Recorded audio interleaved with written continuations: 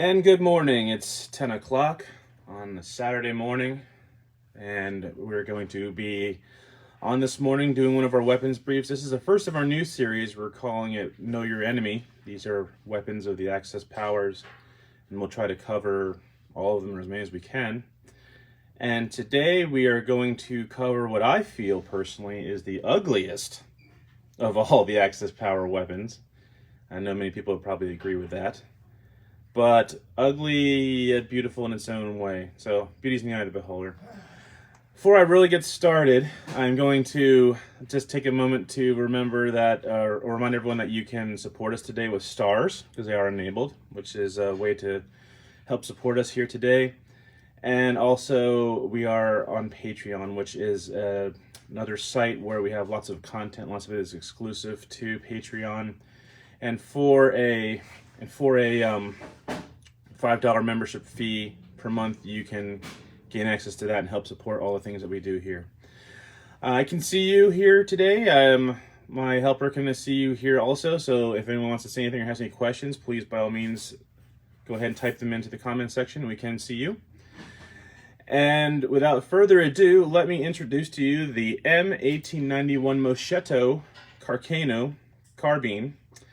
It was the first carbine adopted by Italian forces. It was designed in 1891 along with the rifle you see below it, and adopted in 1893. So the Italian forces, remember in these times and in World War I, they were on the Allied side, were looking at ways to equip troops that weren't mainline infantry. This is pretty much the same reason for having a carbine in any service, like you see in the US and the M1 carbine. So they're looking at ways to make a smaller, lighter, cheaper, easier rifle to be used for forces that didn't require a main battle rifle. So they took the action of the 1891 Carcano rifle that you see below it, the Fucili, and they made it much smaller. They cut the stock down in half. They did a bunch of other changes that we'll go into here in a minute. So let me pull this out of here. Below you'll see the 1891 rifle, and you can see the size difference in it. It's a full-size battle rifle, one of the longer ones of the Axis powers. You can pull that away. And then we're left with just the 1891. Now, there were several different variations of carbine for the Italians. There were the 1891 Moschettos. There were the TSs called the Truppi Specialeres. There's another version. And then there was the 38, another version again. Of the 1891s, there was three variations of this particular rifle. There was the 1891s. There was the right before World War II, they changed the calibers up to 7.35. There's another variation there. And finally, it went back to 6.5 in the last model of the Carcano, which was a much more simplified one. But we're dealing with this one today, the 1891. So, why do we need a carbine? It is officially designated as a cavalry rifle, although the Italians didn't have much cavalry. So, what did the Italians have that a lot of other services didn't have? They had what was known as or is still known today as the Bersaglieri. They were an elite unit. They were a light infantry unit, and their specialty was bicycles. Yes, they were bicycle infantry. And when we upload this video, there's also some pictures of them on the page if you saw those. But they were a bicycle infantry unit. And they were, brought into use to be able to move quickly on the battlefield, to plug in gaps or exploit breaks in the line and use their bicycles to move quickly. So you're riding a bicycle, you want to make the trooper as light as possible. So what you go ahead and do is you take the rifle, like we said, you cut it down, and first off, the barrel length. We'll talk about the barrel length. The barrel length is half of what the full-size Carcano is. So the barrel length being half of what the full-size Carcano is means that first off, you're using half as much material, and Italy was not exactly a rich country, so any savings of material is good. So you can almost get two barrels of a full-size rifle out of this one, and that's your first change. So you also cut the stock way, way back. Again, a lot less material is used. But this is the big thing. They used the bayonet. Obviously the same style of bayonet on the Carcano rifle as you see on most of the rifles, it's its own piece. It's a whole thing that has to be made. It's a blade, it's handles, it's the scabbard, it's the frog. You have to carry it on your belt. It's a separate piece of equipment. So they just went ahead and scrapped all that and simplified it with a bayonet that attaches to the rifle. And it's a very, very crude bayonet. There were 3 styles of bayonet latch. This is the first model, which uses this little clip here that you pull back and open like so. Then there was secondly a flip switch, which was very fragile, and then finally there was a push button one. This is the very first model of bayonet lug or bayonet attachment, and it uses this little spring loaded clip which locks it into place. The bayonet itself is rather, I don't know what would be a good word for it. More of a notion than an actual item. It was small and spindly. It had a weird downward angle. When the rifle was level, it pointed down. The cruciform blade bayonet, or this point is not a cruciform, it's a 3-point, was actually known to be more fear-inducing than an actual bayonet, because the thought of this being plunged into your body for some reason is scarier than a blade, which I personally don't want either of them plunged into my body, but that was one of the reasons they did this. It saves so much material. It's lightweight, it folds up. I don't think many bayonet charges were initiated with this rifle, carbine, sorry, but that's one of the ways you lighten up the rifle and make it much easier for light infantry to use. So that you've removed the bayonet, you've removed the scabbard that the bayonet sits in, and you've also taken one more item of equipment off of the soldier's belt that he doesn't have to worry about. The sights on the gun are the same exact sights on the earlier models. They got rid of them later and put a peep sight on them, but the earlier models have the same Carcano sight as the rifle does. They are set for a 300 battle sight, which means at 0, they're set for 300 meters. Now, the interesting thing about the sights is that this, folded all the way over, is battle 0. That's why there's this notch in the top of the handguard. It lays flat like that. If you look down the sights, you'll see that that is battle 0. If you push the button and flip the sight up and over, now it's at 450 meters. Then it's graduated by 100-meter increments each notch you go up. Not that I think very many people use these at any great range, but that is the sight. The same sight as the Carcano full-size rifle. It's meant to be carried down in that position like that, latched into that little notch on the top of the handguard. Oh, the handguard, that's a good point. One thing I remember now is that when these rifles were initially built, they didn't have a handguard. The handguard here is actually an add-on. And what they had the problem with is, after just a few months of use in World War I, they realized that the small barrel and firing just 5 rounds made the barrel very hot. So soldiers were grabbing their rifle here and burning their hand. So they added this later. You can actually see the wood textures are 2 different kinds of wood. I don't think that this one has been modified or upgraded at all. And they had to change the front barrel band to accommodate this by putting a little metal notch on top of it. That's what held it in place. Other changes that they made were, if you look at the full-size rifle, you'll see the bolt handle is a straight bolt handle. And the carbine uses a bent bolt handle. Again, just for compactness, for ease of carry, less things protruding as you're riding your bicycle. Another change would be the sling swivels were mounted on the side of the rifle. And this is a very simple, very unique thing.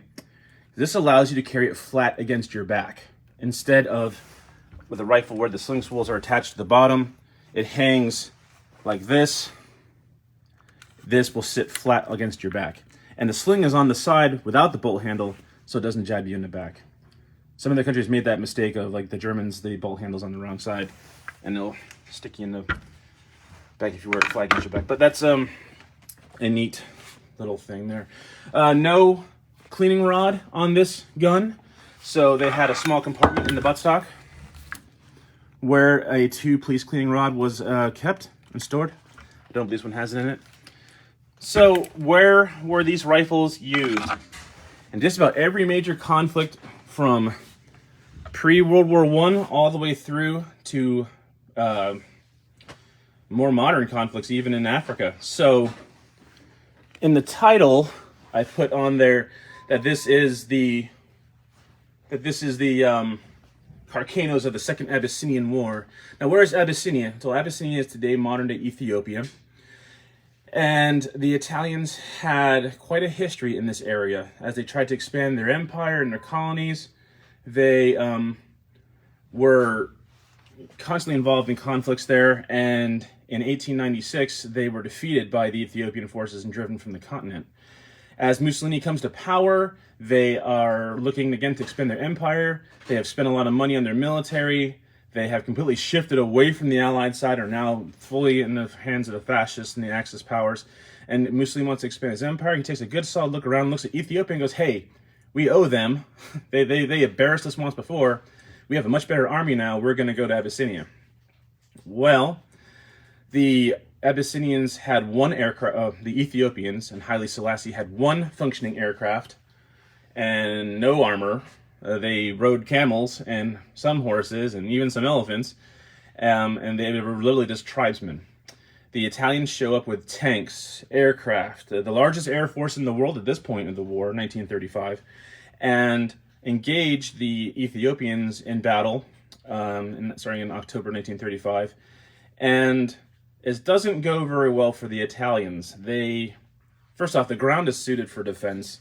These are people fighting for their homeland, so the Italians are immediately met with extreme resistance. It would take resorting to use of chemical weapons in order to defeat the Ethiopians. Now, the agent in question was mustard gas, and the Ethiopians had absolutely no chemical protection whatsoever, not even gas masks. So imagine, having done research for this, mustard gas is the worst of all of the chemical agents, as it'll burn skin that's uncovered. It will burn everything, and there's no way to stop it. And it is not meant to kill per se. It is meant to torture and inflict massive amounts of pain on the human body. So the Italians resort to using mustard gas against the Ethiopians. The Ethiopians try to negotiate a peace. The Italians reject it. Of course, now the Italians at this point are backed up by the Germans, and the war grinds to an end with the Ethiopians losing and Haile Selassie going into exile. But the Italians aren't done there. Then they go and try to invade Greece. We should probably cover that in a whole other video, but they are pretty much soundly defeated in Greece until the Germans step in on their side. But this particular rifle is one of the many ones that came out of Africa, and for those of you who follow the trends in military surplus weapons, this one was one of the ones that was found actually in Northern Africa. So you can pretty much assume that this rifle was issued to a soldier and sent to Abyssinia during 1935-36. And what is particularly neat about this one is, if you look at the side of the buttstock, his name is still on it. Mario Frappish, F-A-P-P-A-R-I-N-O, Fapparino. Mario Fapparino. It is covered in proof marks, rebuild marks. There's a beautiful crest underneath the sling. 1924 it was rebuilt. As everyone who collects military surplus rifles knows, there's a finite supply of them, and they are slowly drying up. Every now and then a big stockpile is found and they hit the market, and there's a huge stockpile of Carcanos found in Ethiopia.